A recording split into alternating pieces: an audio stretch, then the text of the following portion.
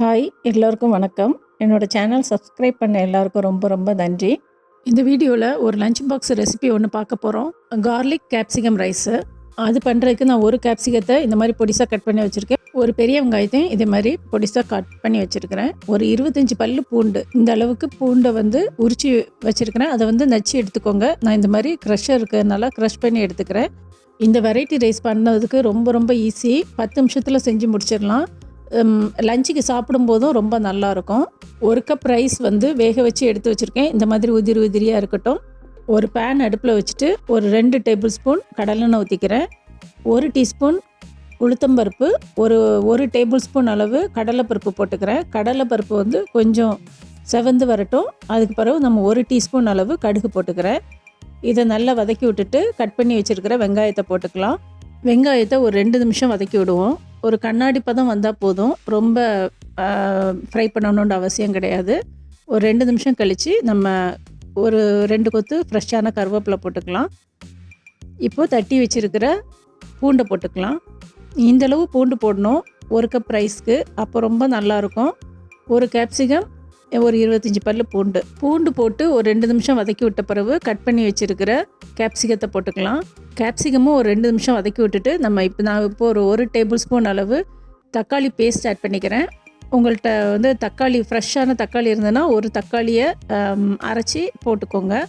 இப்போது இந்த வெஜிடபிளுக்கு தேவையான அளவு உப்பு போட்டுக்கலாம். நான் ரைஸ்க்கு உப்பு போட்டு வேக வச்சுருக்கிறேன்.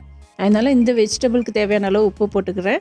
அப்புறம் 1/4 டீஸ்பூன் மஞ்சள்தூள், 1/2 டீஸ்பூன் சீரகத்தூள், 1 டீஸ்பூன் காஷ்மீரி மிளகாத்தூள் தான் போட்டிருக்கிறேன். நீங்கள் தனி மிளகாத்தூள் போடுறதா இருந்தால் ஒரு 1/2 டீஸ்பூன் போட்டாலே போதும். மசாலா எல்லாம் இந்த நல்லா பைண்டாகி வர்றதுக்கு, வெஜிடபிளோட பைண்டாகி வர்றதுக்கு நான் ஒரு 1/4 கப்பு தண்ணி ஊற்றிக்கிறேன். தண்ணி ஊற்றி ஒரு 2 நிமிஷம் வதக்கி விட்டுக்குவோம். இந்த மசாலாவோட பச்சை வாசனை எல்லாம் போன உடனே இப்போ நம்ம வேக வச்சு வடித்து வச்சுருக்கிற அரிசியை சேர்த்துக்கலாம். சேர்த்துட்டு நான் இப்போ ஒரு 2 கரண்டியை வச்சு இந்த மாதிரி கலக்கி விடுறேன், மிக்ஸ் பண்ணுறேன்.